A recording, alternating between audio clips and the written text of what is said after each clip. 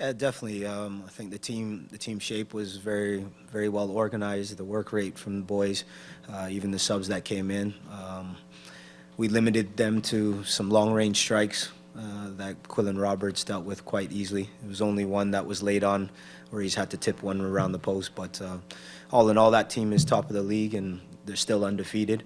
And we've played them twice now, over 180 minutes. And if not for a late goal in the first game that we played against them, we would have taken a couple of good points from them. So pleased with the overall performance today. Have you noticed teams taking a harder line with Bully in terms of trying to get under his skin with fouls? It seemed in the first half they were almost employing a hack-a-shack strategy. I think it's a little bit of a combination. You know, they see obviously he has talent and he's quite tricky with the ball, but also Mo was a little bit guilty in the first half of hanging on to the ball and taking too many touches, which then invites the challenges. So we spoke about some things at halftime, and he'll learn to recognize those situations, when to release the ball quicker, and then when to really show his creativity in that final third as he progresses as a player. Like what you saw from Q and Jordan in terms of they were there for the first team and they stuck around, and Q played the full 90 and Jordan came on. Did you like to see the fight from them after, I guess, being at the facility for almost 8 hours? Yeah, it's a long day for them, and it kind of reminds me of the old MLS Reserve League, where the players were having to sometimes play 120 minutes, and it's a very lengthy day. But they did well. Both of them did well and contributed to the team performance. So fair play to them. Bouchard and Thomas, chemistry-wise at center back, look like they put in a solid shift. Yeah, the partnership's getting better. I think Skylar talks a little bit more than Adam. We're trying to get Adam to communicate a little bit more, but I thought their organization today was pretty good, and they stayed compact. And like I said, when you can limit the an opposition like them, to some long-range strikes for the most part, then you're doing a pretty good job. So not just the two center backs, but the whole back four and the goalkeeper and Chris Manella in front of them were pretty sound today. How did you feel with the team offensively? Rochester's only conceded 4 goals all season, which is pretty incredible, but it seemed like you guys had the majority of the quality chances tonight. Yeah, like I said, they had a few strikes from long range.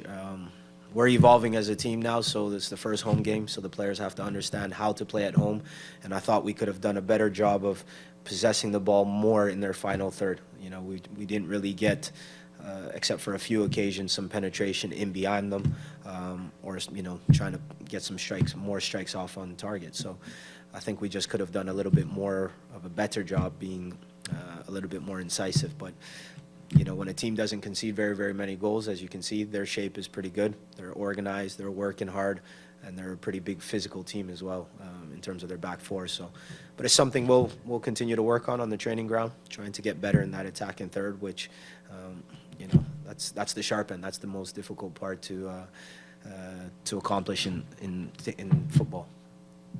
It seemed like you carousel with Cam center attacking mids today. You had Mo Bowling playing, and then you had Hamilton going in.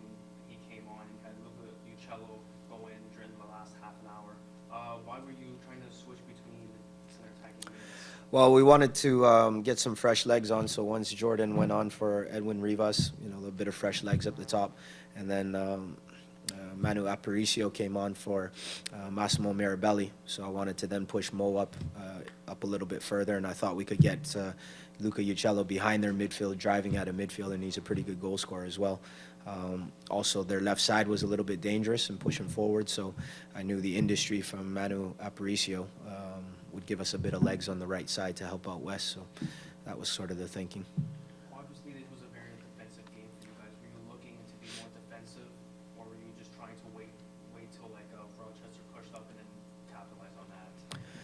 I think had a lot of possession of the ball, but sort of in our defensive middle third, we just had a problem of getting the ball up to the strikers, where then we could have more sustained pressure with the ball in their sort of defensive third. So it wasn't really we were trying to set up defensively. We were trying to push the game and push the tempo. We just didn't have enough sort of link play, getting the ball and advancing it into their defensive third. So, but it was no tactic to sort of sit off and try to counter. No.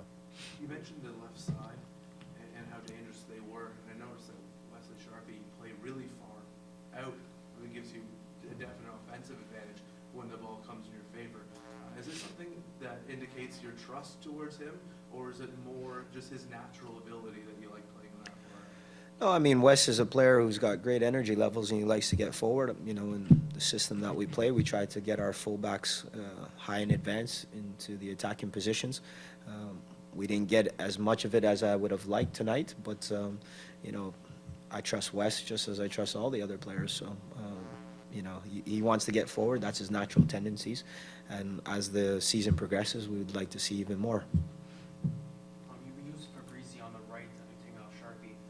Do you prefer him playing? Are you trying to mold him into a right back, or is it just a tactical move? He's a center back, but Wes went off with a hamstring injury, right? So it was a little bit of precaution. He didn't feel it go, but it was tightening up on him, and we wanted to be safe. So it was just a decision towards the end of the game, bring in Fabrizi in there, who's played the position before. It's not his natural position, but for the last 5 minutes to try and do a job and see out the game with his height and his speed, his composure on the ball, I thought it was the right thing to do. Edwards was an offensive presence. Were you pleased with his play today? Yeah, he brought a lot of energy and got forward at some good moments. Unfortunately, he's a very good striker of the ball, so I was surprised that he actually didn't hit the target. But he's one of those players that likes to get forward, and like I said, normally his left foot is a little bit more assured than he showed tonight. But all in all, a pretty good performance. And what was the mood going into this game? All these guys kind of able to finally play in front of their family and friends. Yeah, I think they were really excited for the match, and you know, you're playing in front of the stadium that they want to be playing in week in and week out for the first team. So it's a great example for them. The crowd was, you know, fair play to the supporters that stayed behind. They showed good support and they were quite vocal. And like I said, those players they were itching to get out there. You could see it from the warm up, from even the first time they showed up to the stadium tonight. They were just excited to play the game, and I think they showed a good account of themselves.